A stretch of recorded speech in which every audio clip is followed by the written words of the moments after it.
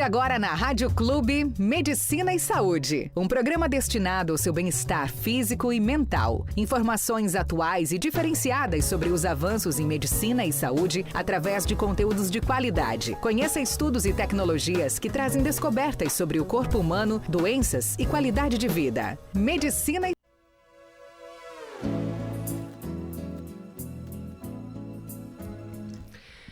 Bom dia, bom dia, bom dia! Uma excelente manhã de sábado para você que está em nossa companhia. Hoje, dia 10 de agosto de 2024. Uma manhã linda e muito fria aqui em Foz do Iguaçu. A temperatura de 7 graus. É frio ou não é? É muito frio. Então, bora valorizar, porque nós estamos aqui com o nosso Medicina e Saúde no ar, trazendo para você uma entrevista hoje super, mega interessante. Eu tenho certeza que vocês vão gostar muito do bate-papo que nós vamos ter aqui. 1 hora de programa para você. Você que está nas ondas do rádio, no 100.9, ou ainda você que está em nossas plataformas digitais, muito obrigada pelo carinho da sua audiência e da sua companhia. Estou dividindo essa bancada nessa gostosa manhã com a nossa querida Mônica Nasser. Bom dia, Mônica, tudo bem? Bom dia, Clau, bom dia, ouvinte. Frio lá fora, mas aqui tá quente. Quente de informação, vai ter muita coisa boa. Tô sabendo, não é isso? Isso mesmo, porque a nossa convidada de hoje é a doutora Caroline Oderich. Ela é ginecologista, obstetra e professora doutora da UNILA. E vai hoje trazer para nós todas essas informações relacionadas à saúde da mulher. Bom dia, doutora. Seja bem-vinda. Bom dia, muito obrigada. Olha, é uma alegria e um carinho muito grande receber a doutora aqui, né? A doutora que é gaúcha, dá pra, só no sotaque já dá para ver que é do Rio Grande do Sul, né? E estávamos falando do frio, doutora. A doutora disse que gosta do frio, é apaixonada pelo frio. É fácil sair da cama no frio, doutora? A gente vai acostumando, né? Ainda mais com a vida de obstetra, às vezes 3 da manhã a gente tem que acordar e sair.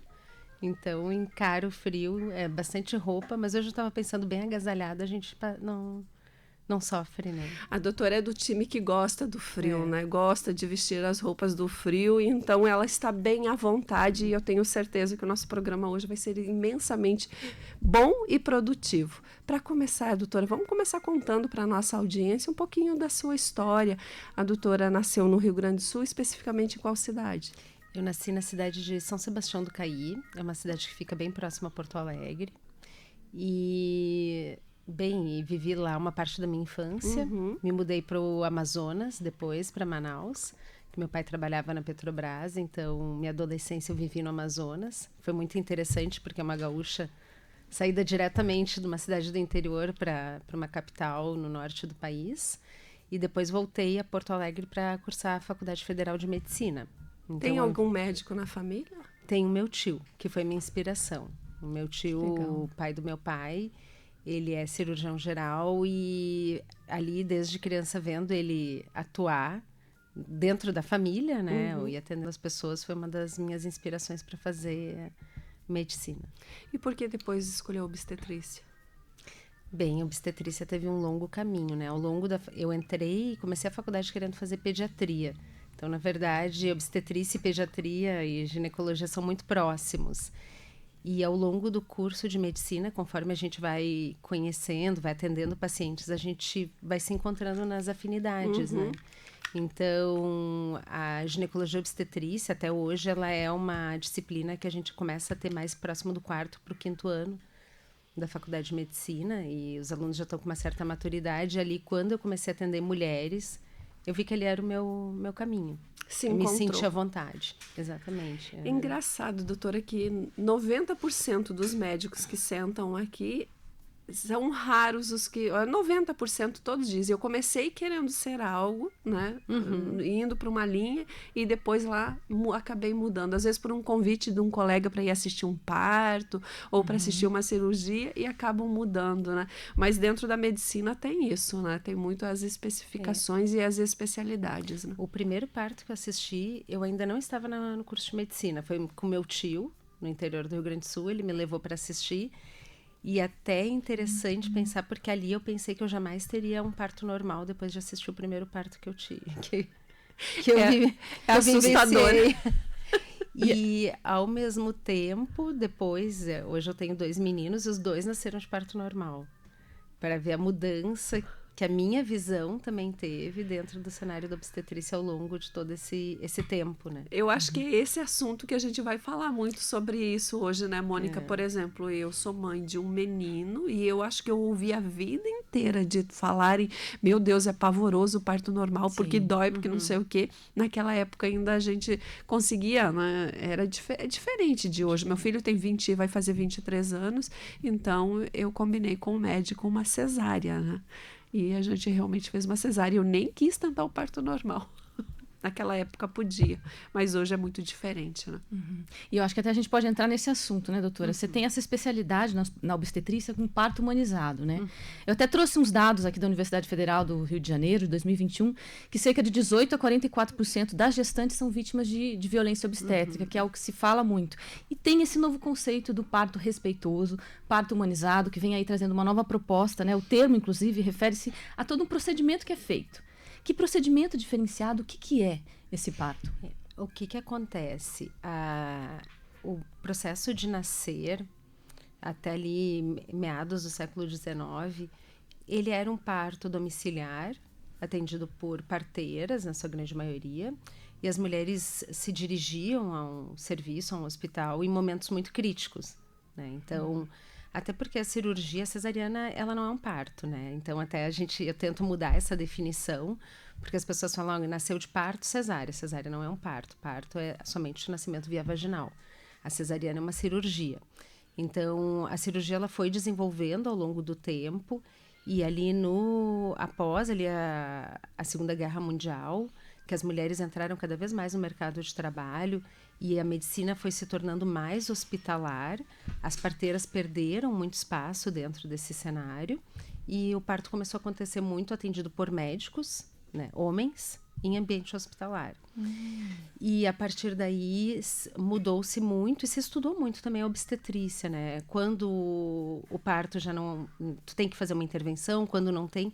E daí se saiu de um processo totalmente natural para um processo com muito mais intervenções. E essas intervenções nem sempre consentidas ou entendidas. E claro, vamos contextualizando dentro do processo histórico, era algo totalmente admissível e tranquilo. Tranquilo não, né? Tranquilo, falei errado, mas totalmente admissível dentro do conjunto de ideias que se tinha na época, né? Então, essa questão de violência obstétrica, quem atuava na época e fazia daquela forma não pensava que era uma violência, estava se ajudando. Então, se estava estudando, se estava tentando melhorar o processo. Quem vivenciava e assistia se ficava traumatizado, muitas vezes com o processo que acabava acontecendo.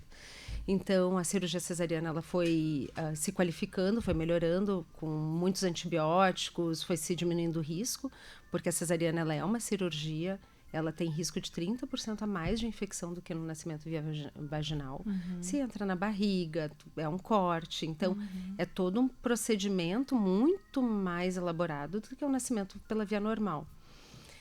Mas as mulheres, principalmente em algumas culturas, começaram a achar que para fugir dessa violência, desse ato que se via de uma forma mais invasiva, a cesariana era o caminho. Eu não quero passar por um sofrimento que às vezes nem viveu, nem sei como é que é. Não, exatamente. Eu não sei o que vai acontecer, mas eu prefiro já me proteger dele e vou fazer uma cesárea agendada.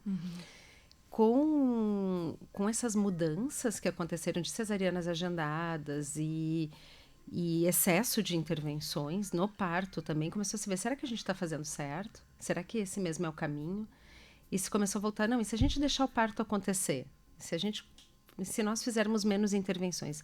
E se nós acolhermos essa mulher no momento que ela está sentindo dor? Né? Essa dor é normal? Ela é normal, ela é uma dor de transição. Mas e se a gente tirar o sofrimento dessa dor? Porque nem toda dor é sofrimento. Exato. Né? Nem toda dor é sofrimento. Se a gente tirar o sofrimento dessa dor e conseguir transformar essa dor em processo de transição. Então, entraram aí as doulas, as mulheres que ajudam ao controle da dor. Tanto que hoje a gente sabe que o acompanhamento de uma doula no trabalho de parto reduz até 50% a dor do parto. Nossa. É algo muito significativo. E até a percepção de dor ela muda também quando a gente tem esse acolhimento. E dá um protagonismo mais para a mãe, né? Para a mulher ali, né? E daí aí troca o protagonismo. O parto, eu não faço o parto, eu acompanho e assisto, eu dou assistência àquele parto. Se em algum momento as coisas não estão acontecendo bem, ou precisa de alguma intervenção, ou mesmo a mulher está exausta, acha que não vai conseguir, a gente vai lá e vai dar esse acolhimento e vai ajudar de forma técnica a com que evolua de forma mais saudável e com menos intervenções. Hoje a gente está num processo que a gente entende que o menos é mais. Menos intervenção é mais sucesso e mais saúde. Então, eu vou dizer que grande parte dos partos normais que eu acompanho hoje, eu não faço intervenção nenhuma. Puxa. Eu acolho o bebê quando ele está saindo. Até foi sábado passado, eu fiz um parto normal de gêmeos e eles nasceram inclusive com a bolsa. Nossa. Olha, é um parto lindo, assim. Mas no hospital ou No em hospital. casa? No hospital. Todos são no hospital, todos eles? Os partos conduzidos aqui em Foz do Iguaçu hoje, eles são partos hospitalares. Para se poder fazer parto domiciliar, existem vários pré-requisitos e a gente não tem equipes, né, principalmente relacionados à pediatria, daí para acolher o bebê no momento do nascimento. Nós não temos equipes e formação de grupo mesmo adequado para fazer um parto domiciliar seguro. Então, muitas mulheres, quando vão tentar o parto domiciliar aqui na nossa região, elas fazem de forma insegura, né? Então, antes de se buscar um parto, eu falo natural, respeitoso, a gente tem que pensar também na segurança, né? Que toda essa mudança que aconteceu ali depois, nesse processo de hospitalização, ele também veio na busca de salvar a vida das mulheres. E aí a gente tem, então, nesse parto respeitoso, pelo que eu estou entendendo, um preparo antes, todo um preparo com uma equipe especializada. A senhora citou a doula e tem toda uma outra equipe. Quem são esses profissionais? Como é que é feito esse pré? O preparo para o parto depende bastante das condições que a mulher tem, né? De, às vezes, investir numa fisioterapia pélvica.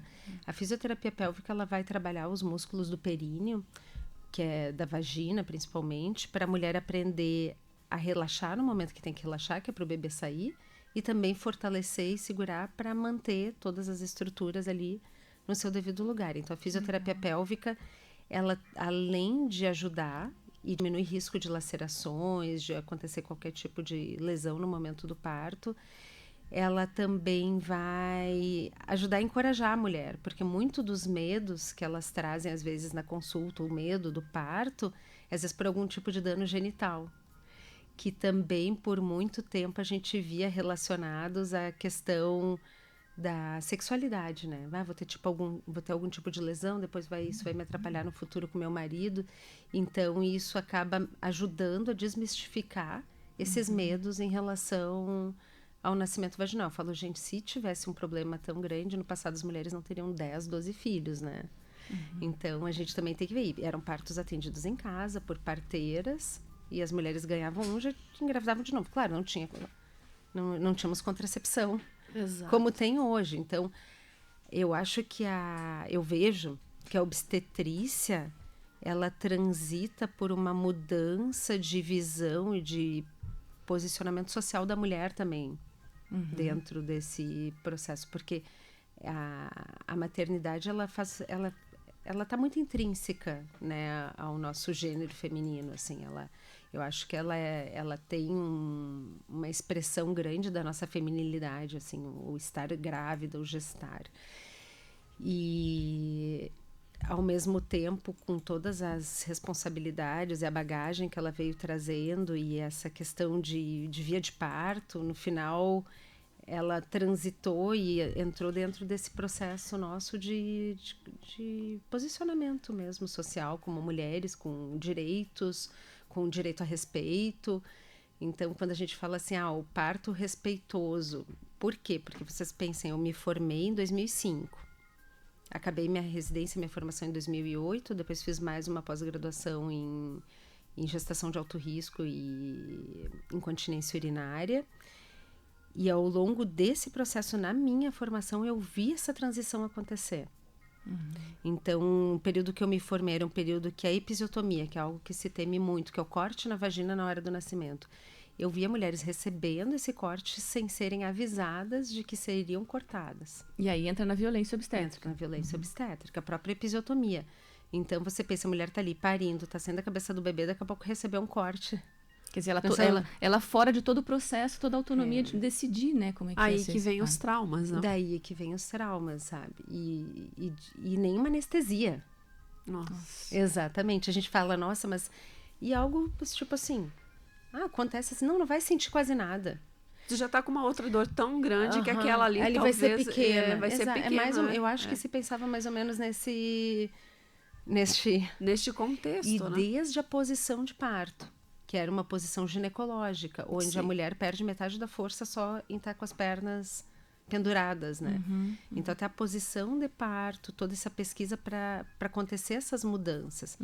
Eu assisti ano passado um curso com uma médica francesa, que ela, antes de médica, ela era yogi.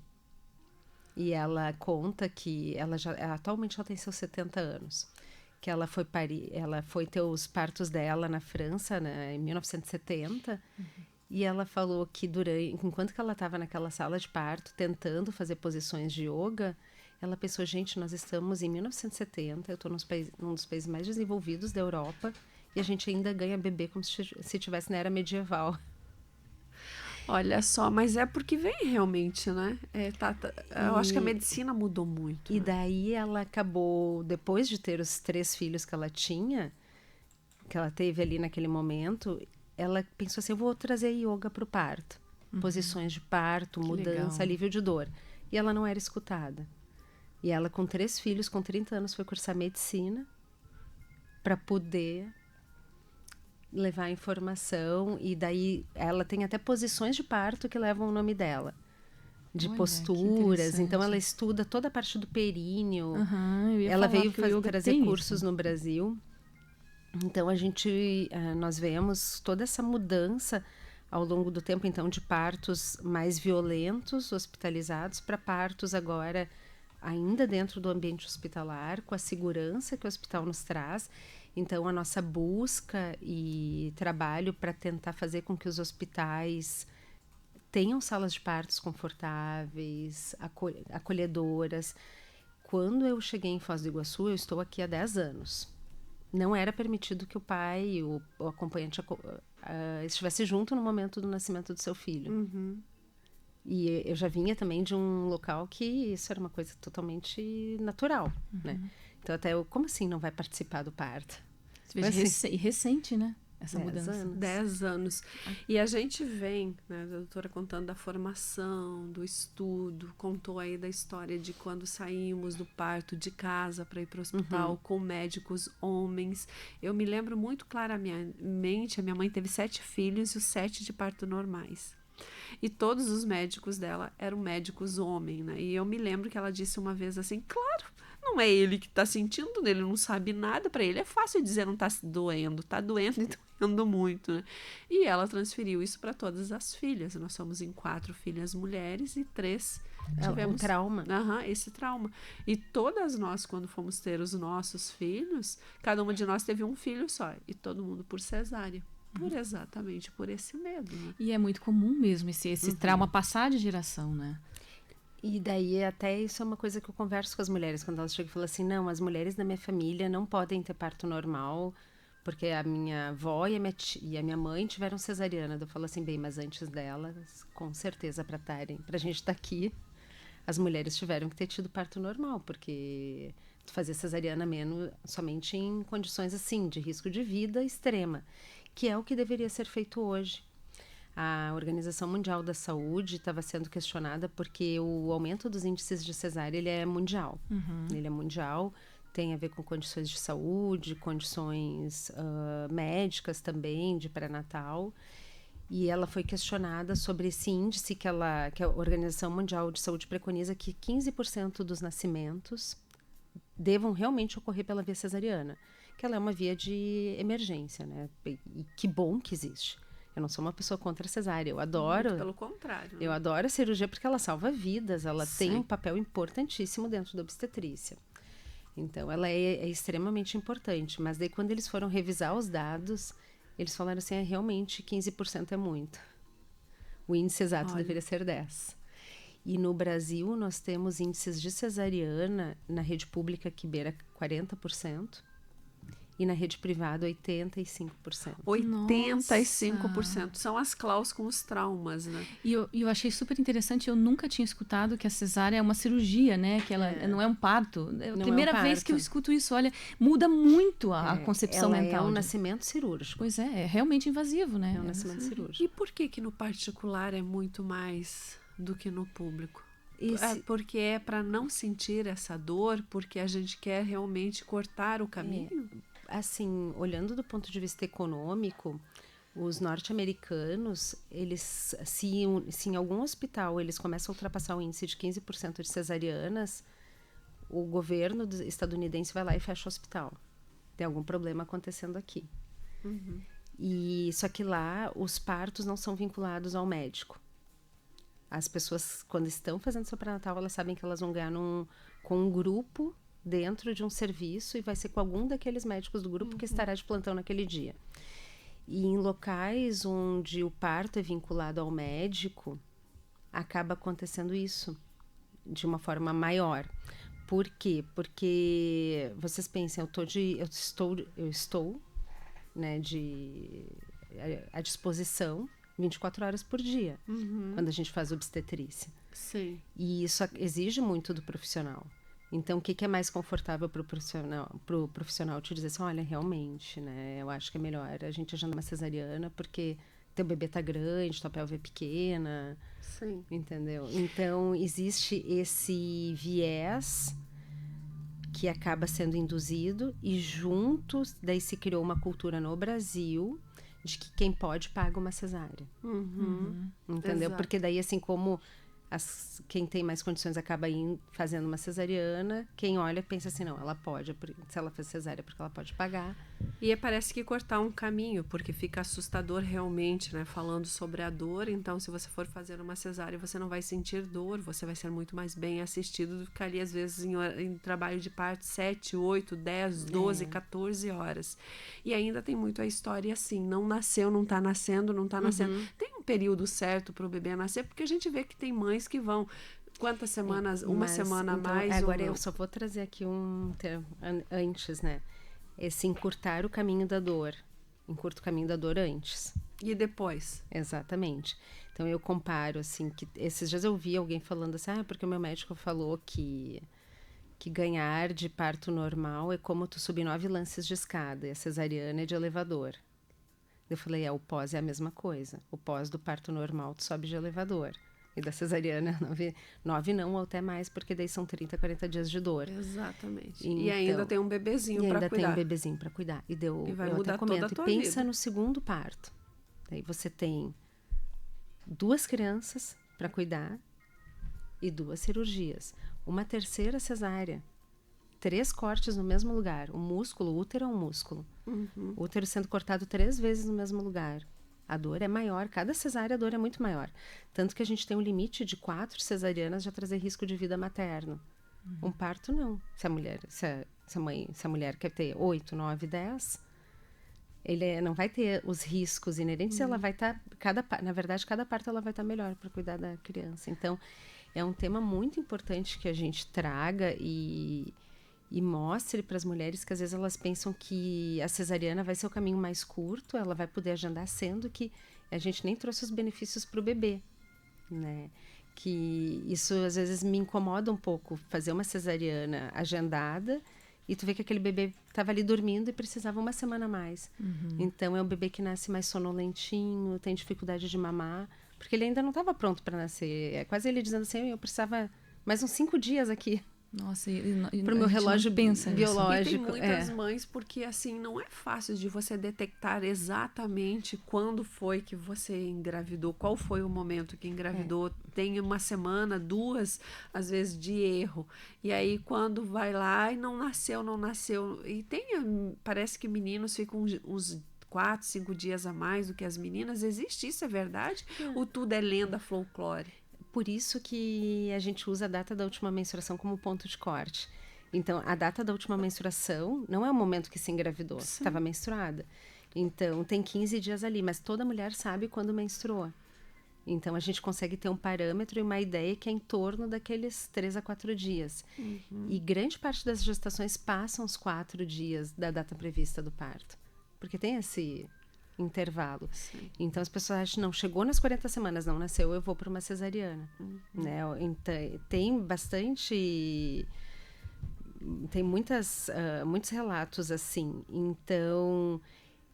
como a gente estava falando antes, às vezes tem necessidade, a cesariana tem que ser feita. A gente quer um bebê e uma mãe bem. O parto vaginal, ele é um meio, ele não é o fim. Eu falo assim, a via de parto, ela só é o meio. O fim é mãe e bebê bem. Mas a gente tem que ter o foco nesse bem e como a gente quer os dois depois, né? Quanto mais natural, melhor vai acontecer. Né? E quais são os benefícios, doutora, do parto normal? E também, assim, o parto humanizado, ele pode ser por cesárea ou parto normal, pode ser os dois. É o processo, é isso? Daí, na verdade, é o nascimento humanizado. Nascimento humanizado. Eu falo a cesariana mais respeitosa, ela é aquela cesariana que o pediatra estando junto na sala, ele vai ali, vai botar o bebê já em contato com a pele da mãe, para o bebê ser aquecido no corpo da mãe, ter esse contato pele a pele. Esses dias uma paciente estava me contando da questão do imprinting, que é no momento que bate o olho no olho do bebê, que é aquele amor imediato. E eu vivi isso com os meus 2 filhos. Na hora que eles nasceram, eles me encararam, eu encarei eles.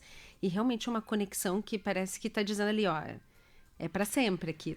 Missão cumprida. Tu estamos juntos nessa. Aquele cordão umbilical que fica ligado, eu acho que a vida inteira, né? E no nascimento pela cesariana tem formas de reduzir a luz da sala, tentar fazer com que seja um momento mais acolhedor para a mãe, esperar realmente a anestesia ter o seu funcionamento. Então, tem todo um acolhimento que se faz para que ela seja menos fria, né? Porque é um ato cirúrgico, né? Sim. Olha, para quem está ligando o rádio agora, quem está nos ouvindo, quer saber com quem a gente está falando, nós estamos entrevistando a doutora Carolina Alderich, ela é ginecologista, obstetra e também professora doutora da UNILA, e está aqui trazendo para a gente muitas informações muito importantes e pertinentes para a nossa vida, que é aquele momento lindo que a família decide ter o seu bebê, né, aumentar a sua família e trazendo para nós essas informações incríveis. Doutora, a senhora falava que chegou aqui há 10 anos atrás e os pais não iam para salas, né, junto. Mudou alguma coisa ou continua do mesmo jeito? Totalmente, né? Hoje nós temos outro ambiente de atendimento, então é um direito de toda parturiente de ter um acompanhante da escolha dela, então não precisa ser o pai, pode ser a mãe da paciente, pode ser uma tia, a pessoa que ela se sinta mais confortável, que ela queira que esteja com ela naquele momento. Então, a gente fala acompanhante porque o acompanhante não necessariamente, às vezes não tem pai, nem, né? Às vezes não tem nem... E às vezes o pai não tem nem condições psicológicas, chega lá, em vez de atenderem a mãe, vai ter que atender o pai, porque o pai, acontece muito isso. Tem muitos vídeos, inclusive, né, de pais desmaiando, mas às vezes é brincadeira, né? Eles aguentam. Os daqui então tá ótimo. Os iguaçuenses têm aguentado bem? Eles aguentam. Eles aguentam e eu falo que é um momento muito importante de conexão quando o companheiro, a pessoa, né, de escolha daquela parturiente está junto, porque também entende tudo que a pessoa está vivendo ali. Sim. E vê, e eu falo que são momentos de que surge muita admiração também entre o casal, né? De aproximação, de olhar assim, nossa, olha como ela é capaz, ela é muito mais forte do que eu imaginava, e daí eles corajosa. também se dão conta assim do quanto da força da mulher mesmo. Sim, né? e fortalece o laço, né, do casal mesmo, com e o bebê também. fazer parte disso, né? Fundamental o homem fazer eu acho parte. que até o respeito pela própria mãe, né? Em pensar, olhar, ver uma esposa num ambiente tão acolhedor, de uma forma que é tão diferente da forma que nós nascemos, né? Imagina como a gente nasceu, quanto que a gente também, as nossas mães, quanto que você ainda deve a elas, esse carinho, né? Dizer, olha, muito obrigada por tudo que você passou, por a gente estar aqui. A gente estava até falando nisso, né? Como evoluiu, que bom, né? Porque realmente nossas mães, nossas avós não tiveram essa possibilidade de algo mais acolhedor, né? E a gente vê, se nós olhamos até em filmes, o berçário, que ficava cheio daqueles bebezinhos depois do parto. Isso é outra coisa que mudou muito, né? Hoje o bebê nasce, ele já fica sempre com a mãe. né? Com a mãe? Isso Sempre libera com a mãe. hormônios, esse vínculo de afeto se fortalece. Ele Como é se que é for- quimicamente? O abraço, o beijo, ele libera muito ocitocina. E é o hormônio também que é mais liberado durante o parto normal, principalmente. E isso fortalece demais o vínculo, né? E o grande desespero das mães, no momento que nasce, é tirar o bebê de perto. Né? Eu vou contar até pela minha experiência, eu falava pro meu marido, fica junto. Só tava eu no hospital no dia que eu ganhei bebê do meu mais velho. Era o dia mais frio em Porto Alegre. Nossa. Meu mais velho nasceu em Porto Alegre. E eu olhei para meu marido e falei, tu não sai do lado, fica grudado. Então, às vezes, tem alguns maridos que falam assim, doutora, ela tá muito ansiosa, eu tenho que ficar o tempo inteiro grudado. Eu, fica grudado na criança. Isso é uma necessidade que... Mas qual era o medo, doutora, de bebê ser trocado? Não, porque ser era roubado. Ser roubado. Mas Pois hoje... é algo intrínseco. Eu não, é algo que eu ainda não consigo explicar o que a gente sente. Eu tinha medo que fosse se afogar, né? Tipo assim, tava lá dentro, deram uma respiração diferente, agora tá aqui fora, tudo é muito Ou que alguém diferente. que não vão cuidar, ou que vai acontecer alguma coisa e tu não vai... E assim, ele, imagina, 9 meses grudado, né?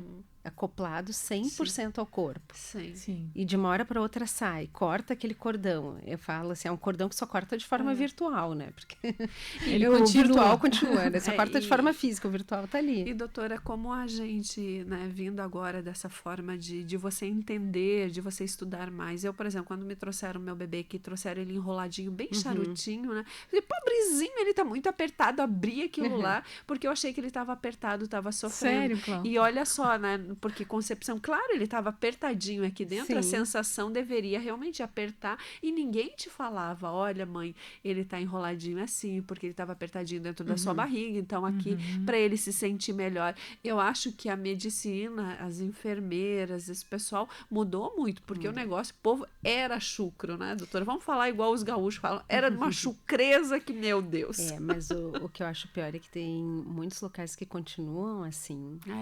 Essa transição geracional, ela vai demorando. Então, todo esse processo, ele é um processo de reciclagem.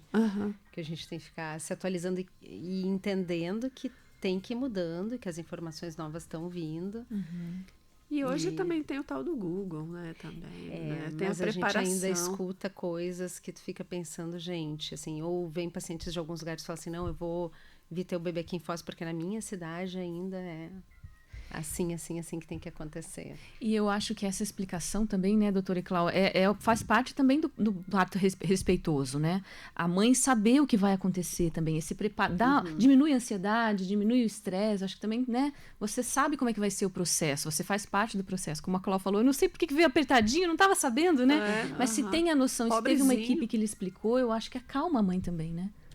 Acalma e dá mais confiança. Né, de que as coisas estão acontecendo de forma natural, de que tudo aquilo que está acontecendo é normal. Então, acaba trazendo uma tranquilidade e uma segurança de que não, eu vou conseguir, eu sou capaz. Então, isso é algo muito interessante. Por isso, eu tento evitar muito a palavra coragem dentro do parto, porque eu acho que isso, às vezes, pode abalar um pouco a autoconfiança da mulher. Eu tento evitar, né? Porque falar assim, nossa, tu tem um parto é muito corajoso, ela vai pensar, não, mas eu não sou corajosa. Então, assim... Mas da onde que a doutora tirou que eu sou corajosa? Eu não sou corajosa, eu sou medrosa, acho que eu vou fazer direto uma cesárea, porque eu sou muito... E é uma dor que a mulher nunca experimentou, então como é que ela vai ter medo? Na verdade, é um medo do desconhecido. Ela, né, é um medo de algo que não se conhece. Então, eu gosto muito de reforçar para as mulheres o quanto elas são capazes. Então, eu falo na consulta, mas eu falo assim, que pelve boa, porque assim, é uma forma de tu mostrar assim, olha, tu tem potencial, tua pelve foi feita para isso, a tua pelve é boa. Ah, minha pelve é boa? É boa. Nossa, teu corpo, olha que corpo bom, tá tudo bem. Nossa, eu realmente sou capaz, porque isso é uma forma da gente mostrar para a mulher a força que ela tem. O corpo foi feito para isso. O útero, ele é um órgão que ele é preparado para expelir um bebê. Então, só que a gente às vezes vai pensando, será que eu tenho essa força? Por isso que existe até essa briga da questão do empoderamento, que também ficou muito deturpado, mas é uma forma da mulher sentir assim, não, eu realmente sou capaz, eu consigo. E é essa sensação que dá depois que a gente acaba vivenciando um parto, né? Tu fala assim, nossa, eu fiz isso. E eu acho que a gente também se afastou muito da nossa feminilidade, né? Então, o que a doutora está trazendo, assim, olha para o seu corpo, né? A gente esquece também de olhar para a nossa feminilidade até enquanto corpo físico também, né? Olha para sua pelve, né? Então, você veja quanto profundo é isso. Nós mulheres nos afastamos também, eu acho, um pouco de nós, né? Estamos no processo de encaminhar novamente, né? Mas é um autoconhecimento. É autoconhecimento, exatamente. E são 8h34. E a gente está no primeiro assunto e nós temos muitas coisas para falar com a doutora Carolina. Eu gosto tanto do tema que eu acho que... E é interessante e é profundo, né? É muito profundo, porque realmente eu sempre digo que maternidade a gente não estuda para ser mãe, né? Não tem. Você vai meio que vivenciando. E a gente vem de uma geração, a Mônica, nós aí que somos quarentonas, a gente vem de gerações onde os nossos pais, as nossas mães não tinham essas conversas com a gente, né? De explicar, de, olha, funciona assim. A gente ia meio que os trancos e barrancos, né? E a própria geração de médicos, enfermeiros, então vai gerando tantas dúvidas. E, não, é assim porque é assim, né? Para vocês terem uma ideia, os meus filhos em casa, eles vivenciam tanto a naturalidade do parto normal, que esses dias eu cheguei em casa, tinha tido uma indicação de uma cesárea, que o bebê não estava bem ao longo do processo, tinha que converter para uma cesariana. E daí eu cheguei em casa. A gente fica chateado também quando acaba não dando certo, quando a mulher se prepara e não tem o seu parto normal. E daí meu marido falou, o que houve? Eu falei, acabou virando cesárea. E daí o meu mais velho, por que, mãe, que tu teve que fazer uma cesárea? Que bonitinho. Daí o pequeno olhou para ele e falou assim, se a mamãe fez uma cesárea, porque o bebê ou a mãe precisou. Olha que bonitinho. Que interessante. Daí eu fiquei pensando já a forma natural com que eles falam, até do parto vaginal, né? De ser um parto normal, de ser um parto natural. E esse processo de cultura social também, que o quanto a gente olha para o nascer. Sim. Que é o primeiro contato que todos nós, que o ser humano tem com essa existência. E o quanto essa recepção é importante para toda a vida do ser humano. E às vezes a gente não olha, não põe esse olhar na maternidade. Como é que está a nossa maternidade? Como é que está a assistência obstétrica? Por que existe uma desvalorização pública, né, de investimentos nacional e de planos de saúde, maternidades fechando? Por que elas não dão lucro, né? E daí fica assim, não dá lucro, então vamos fechar. E por que tem esse olhar, e que esse é o momento mais importante de todo indivíduo, todos vão nascer, todos vão vir de uma mãe. E esse olhar social que ele tem que voltar mais para a saúde da mulher. Como é que está esse atendimento da nossa sociedade, como município, para a saúde da mulher, né? Por que ele é deixado de lado, em segundo plano? Né? Eu fico muitas vezes, eu trago isso a questionamentos, mesmo públicos também, para a gente virar os olhos mais para a nossa condição de nascer. E por quê, doutora? Qual a sua visão? Eu penso que a gente tem que investir mais em espaços públicos, em preparo de pré-natal no sistema público. Então, todas essas coisas que você me trouxe ali de perguntas, né? Ainda, infelizmente, é um privilégio de poucas mulheres de terem um atendimento de fisioterapia pélvica, de fazer esse preparo. E isso deveria ser social. Todas as mulheres deveriam ter essa condição de fazer isso. Não é um investimento de grande monta. Então, eu penso que isso deveria ser disseminado dentro do nosso serviço de obstetrícia mais amplo, com mais condições de leitos, de uma forma mais total, e não só para a obstetrícia, para as mulheres em geral, né? Serviços focados dentro do sistema público para climatério, infertilidade, então todas as carências que a gente tem aqui no nosso município, né? Bom, doutora Carolina, olha só, para quem está nos ouvindo, um bom dia. Estamos com Medicina e Saúde no ar. A gente está entrevistando a doutora Carolina Oderich, ela que é ginecologista, obstetra e também professora, doutora da UNILA. Doutora, para a gente, eu acho que finalizar esse assunto e ir para o próximo, no ser humano, tem diferença quem nasceu de parto normal para o bebezinho e quem nasceu por cirurgia fazer cesárea?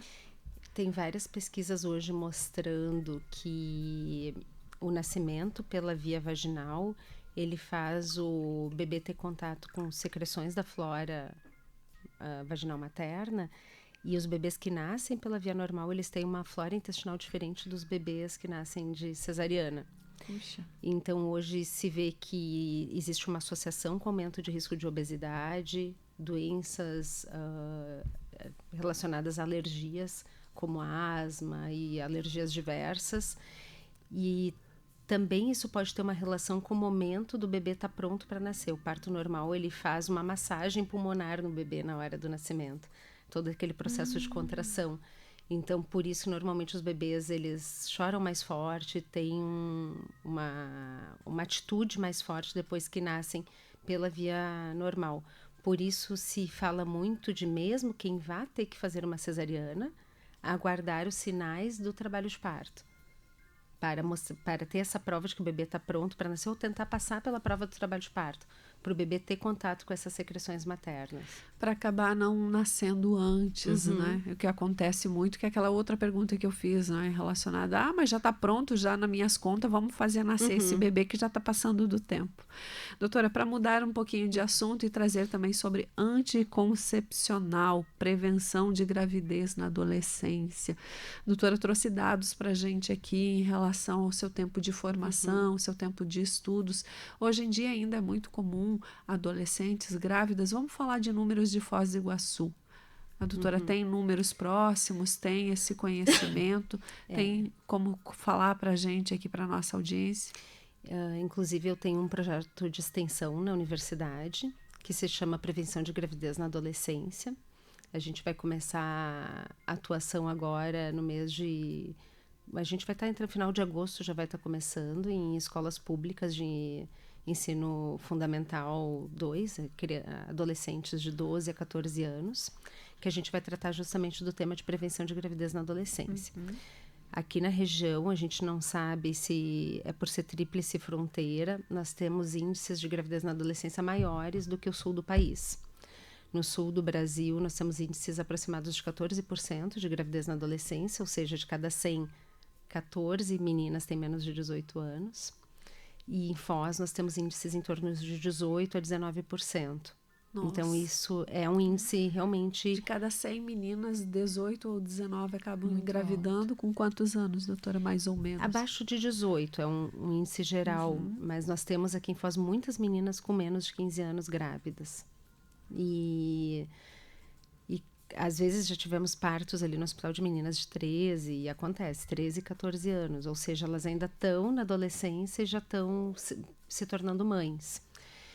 E eu sempre vejo que para a gente conseguir atuar, a informação e a prevenção é a melhor forma de ajudar essas meninas. Porque o que acaba acontecendo? Uma adolescente, que seja, vamos colocar 15, 14, 15 anos, que engravida, ela muitas vezes tem que sair da escola, existe uma exclusão social dentro do grupo que ela vive. Sim.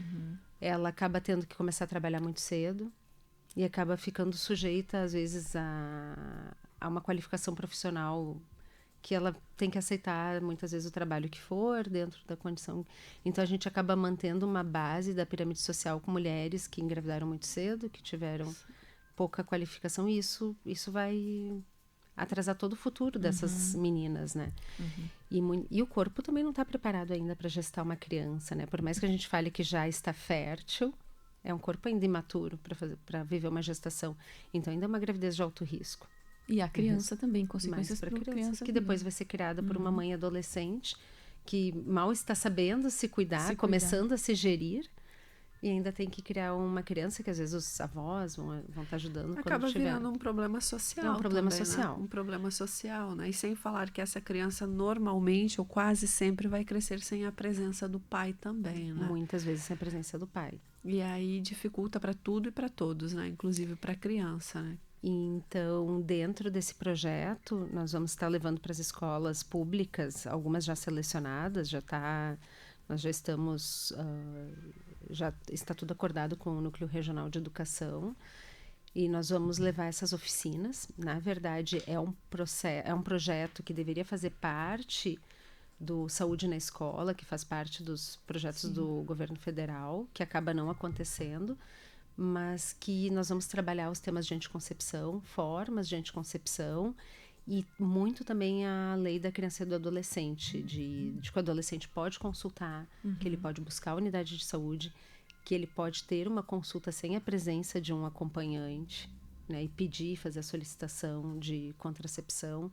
Então, esses temas todos a gente trabalha com os adolescentes para eles entenderem os direitos deles e entenderem também os riscos do que vai acontecer com uma gestação. É algo... O projeto de extensão que a gente faz, ele acaba sendo algo mais pontual, mas deveria haver um programa mais... um programa mais efetivo, né, do próprio município e do estado, de ofertar mais formas seguras de contracepção para essas meninas, né? Doutora, isso não vem, por exemplo, também do alto falho dos pais?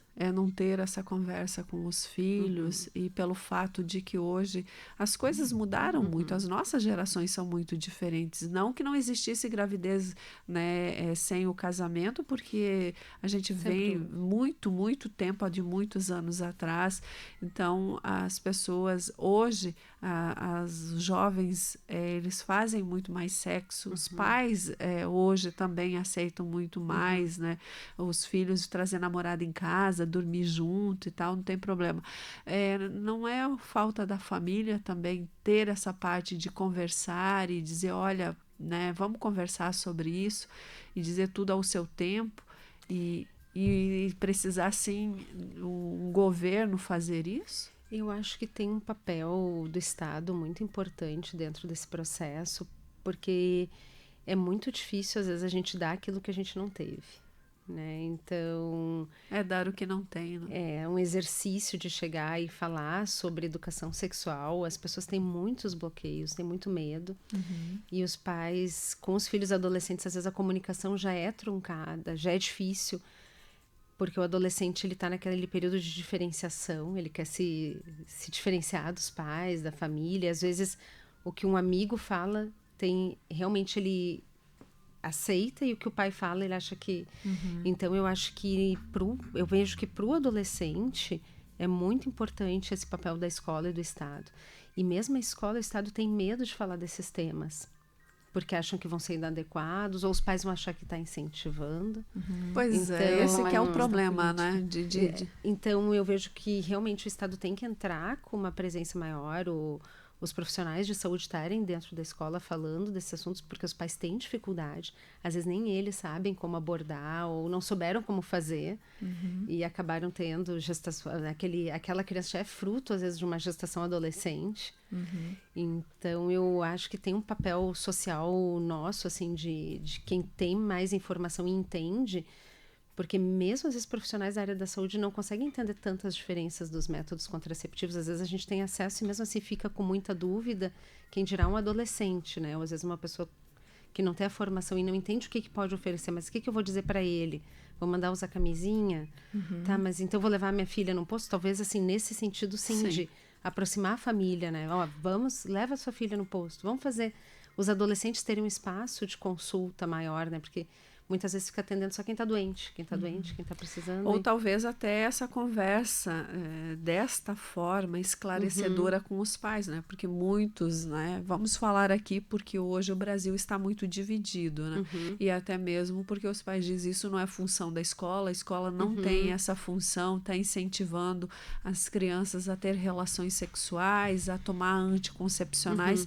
Talvez essa conversa de uma forma muito madura e entender que dar as mãos, né? Porque tem coisas que a gente, como pai, sabe que não tem jeito você ir contra, né? É melhor sentar e conversar, e como a doutora falou, um amigo às vezes tem muito mais peso do que um próprio pai, né? Então realmente muda tudo isso. Doutora, a nossa conversa está maravilhosa, mas são 8h48. Mônica, segue aí o barco, porque a gente tem pouco tempo. Então vamos lá, vamos passar para um outro tema super interessante, que é o laser íntimo, doutora. Eu sei que a senhora atua aqui, inclusive com a doutora Wang, né, parceira, traz para Foz do Iguaçu esse tratamento, que tem se comentado muito, é um tratamento que traz vários benefícios pelo que eu andei pesquisando, e eu gostaria de saber um pouco mais sobre isso, inclusive relacionado à incontinência urinária, que pode ser uma das consequências, de repente, de mulheres que estão na menopausa ou não, enfim. Traz qualidade de vida. Conta um pouquinho, o que é esse laser íntimo? O laser, ele é uma tecnologia que já existe há bastante tempo. Ele começou a ser usado primeiramente na dermatologia. Então, muitas mulheres já fazem hoje laser de CO. Existem vários tipos de lasers, né? E o laser que a gente usa, preferencial na ginecologia, ele é o de CO2. Então, ele é um laser extremamente forte, mas que quando fracionado, o que é fracionamento? É quando ele reduz a quantidade e ele se espelha e sai em pequenos microfeixes. Mais ou menos isso que o laser de CO2 faz.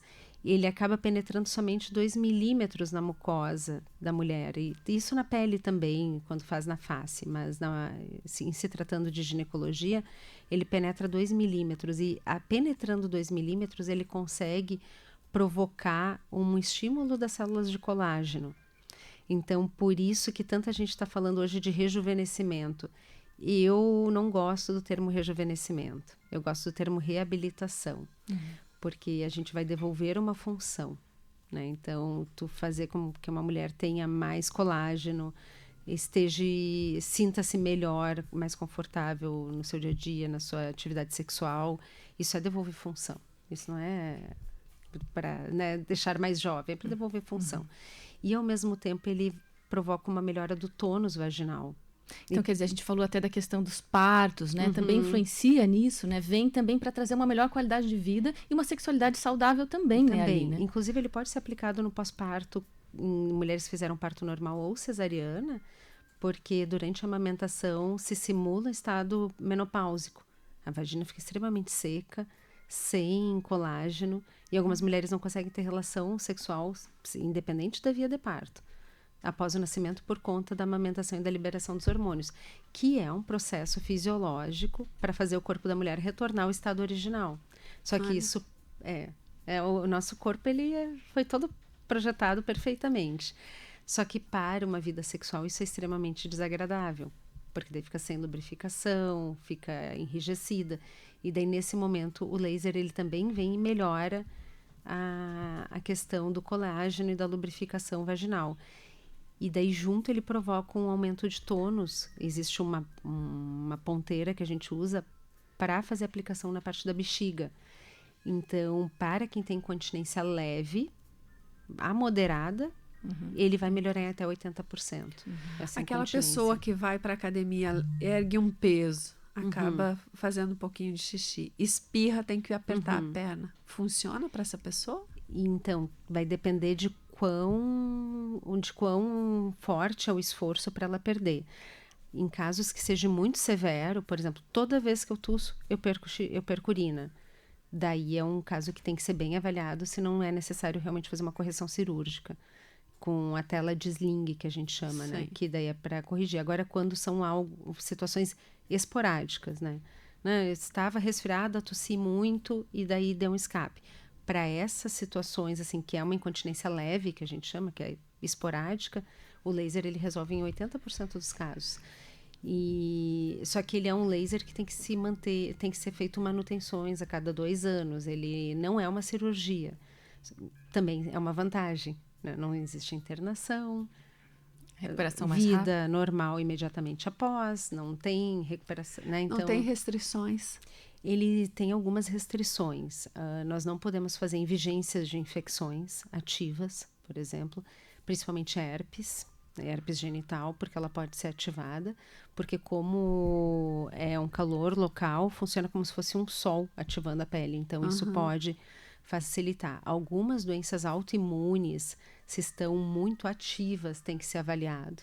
Né? E para aquela mulher que tem cistite recorrente também? Ele pode melhorar também, porque daí muitas mulheres com cistite recorrente, alguma alteração de uretra que elas têm, ou mesmo de colágeno vaginal.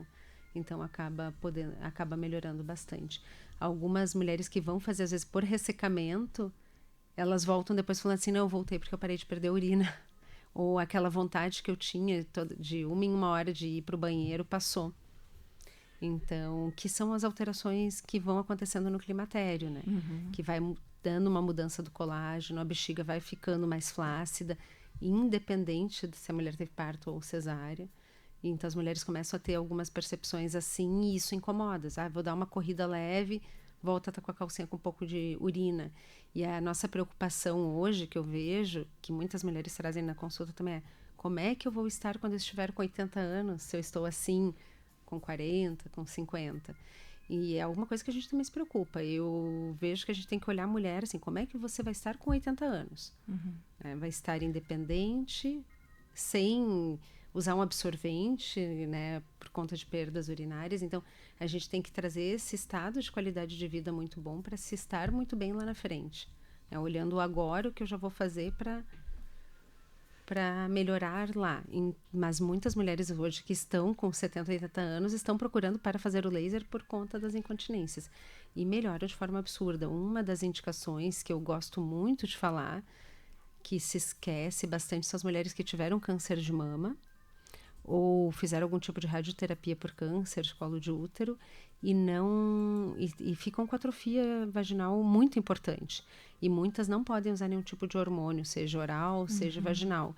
E o laser, ele restaura a qualidade de vida para essas mulheres. Você veja, a gente falou no começo, né, Cláudia, dessa mudança toda que a mulher teve, né? Chegamos nesse final aí de um tratamento a laser, né? Com tantos sintomas que antes a mulher tinha que aguentar, achava que era normal, eu tenho que conviver com isso, né? Exatamente. E retirava até ela do social, você pensa, uma questão de incontinência. E até mesmo, às vezes, da vida com o marido ativa a vida sexual ativa, né? Porque muitas mulheres ficam com esse negócio também em relação vamos falar o português bem popular que a povo diz: eu fiquei larga. Tem muita gente que chega, eu acho, no consultório, né, doutora, falando isso, né?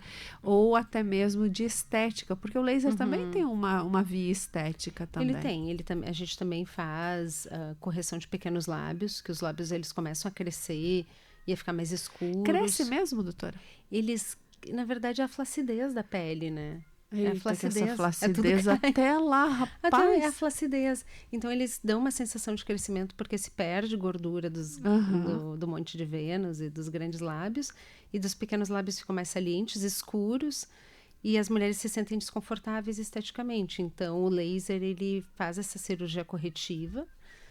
Fica um resultado fantástico. É muito bom. Fica melhor do que o corrigido cirurgicamente no hospital, porque a gente consegue fazer mais preciso, assim, muito delicado, fica extremamente natural.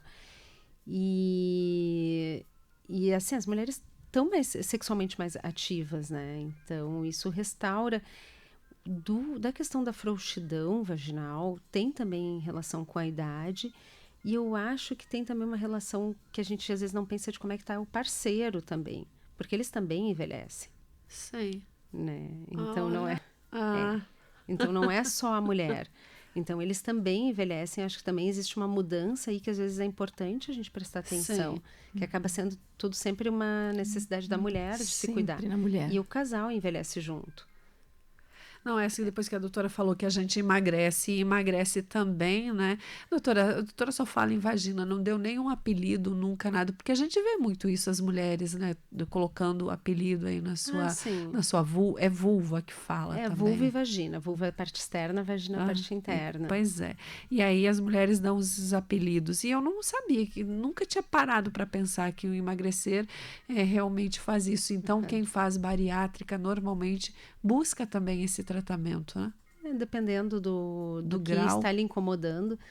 Então, é muito que para a pessoa incomoda depois do que fica, né? De como é que ela se sente.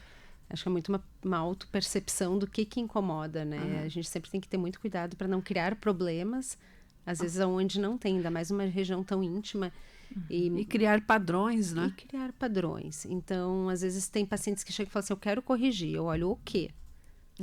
Não estou gostando desse negócio. Eu falo assim: não tem nada para corrigir. Não, mas eu acho que tinha que estar um pouquinho. Então, assim, até tirar às vezes umas ideias de que tem que ter um padrão, né? A pessoa está extremamente saudável.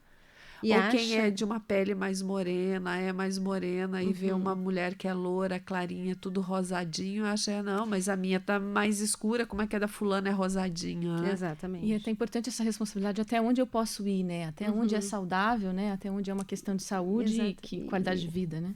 E se aquilo vai realmente interferir muito na percepção a gente vai acolher, né? Mas a gente também tem que cuidar para não criar problemas para pessoas onde para ela não existe nenhum problema, né? Eu acho que sobre essa sexualidade, sobre o nosso órgão genital, se fala muito. Tanto que agora nós estávamos um pouquinho antes de entrar na nossa entrevista com a doutora Carolina. A gente estava falando sobre as Olimpíadas, né? E com as mulheres, como estão se buscando e as mulheres ganhando as medalhas. E é um assunto que vai relacionado à ginecologia. Eu vi muitas, inclusive até queria ter falado sobre isso no decorrer da semana, dentro da nossa programação, que é sobre os maiôs e a vagina. Como que, tipo, por exemplo, as meninas abrem a perna, aquele maiô não fica nenhum pedaço, né, nenhum lábio para fora e tal. Todo mundo querendo saber. E eu digo, mas por que nós, mulheres normais, que não vamos, né, lá para a piscina, abrir a perna para dançar, não sei o que, querem dizendo de cola, para colar a nossa Cheroline lá, como né, eu gosto de falar. Doutora, a gente está já na finaleira, mas infelizmente a gente vê muitas coisas relacionadas a isso, tantos absurdos, né? E agora existe até uma especialidade dentro da ginecologia que se chama ginecologia do esporte. E que, exatamente, porque a mulher, ela tem muitas nuances, né? Será que uma boxeadora vai lutar melhor na TPM ou menstruada? Mas eu acho que isso é bom, é interessante, atuar. Mas quando a gente vê as nadadoras, né? E se alguma delas tiver com uma menstruação super forte naquele dia, será que não vai atrapalhar o desempenho? A gente viu nas Olimpíadas de Tóquio uma chinesa que, quando acabou, ela falou assim, não, eu estava com uma menstruação muito forte, eu não consegui dar o meu melhor, eu passei mal.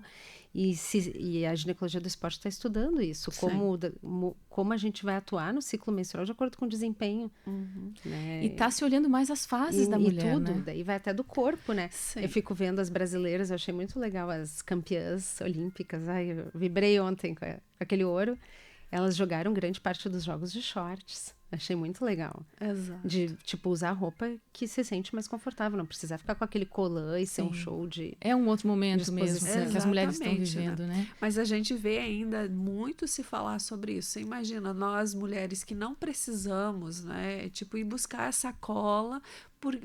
Qual é o sentido? Então, as pessoas, eu acho que confundem muito hoje, né? Mas e para ver, né? Elas estão lá, competindo. Como atletas olímpicas, estão tendo seus corpos julgados, né? Sim. O tempo todo. Exatamente. Tudo até Ainda tem que se debater muito sobre isso, né?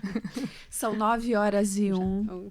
Olha, infelizmente o nosso tempo acabou. Puxa. Ficou muitos assuntos. Mônica, nosso roteiro não vingou. andou. Vai ter que voltar. A gente está aqui com a doutora Carolina Oderich, que é ginecologista, obstetra e também professora e doutora da UNILA. A gente nem conseguiu falar sobre isso. A doutora vai ficar, então, o convite para voltar outras vezes. O nosso muito obrigada, doutora. Muito obrigada pelo convite. Foi muito agradável amanhã aqui com vocês. Obrigada. Volte mais vezes. Obrigada. Mônica. É isso. Um abraço para os ouvintes. Um ótimo final de semana. Foi muito bom. Fiquem todos com Deus. Muito obrigada pelo seu carinho, da sua audiência. Não desligue o rádio, porque a nossa programação está incrível. Muitas informações, muita música. E a gente deseja para você um excelente final de semana. Um beijo no coração. Tchau.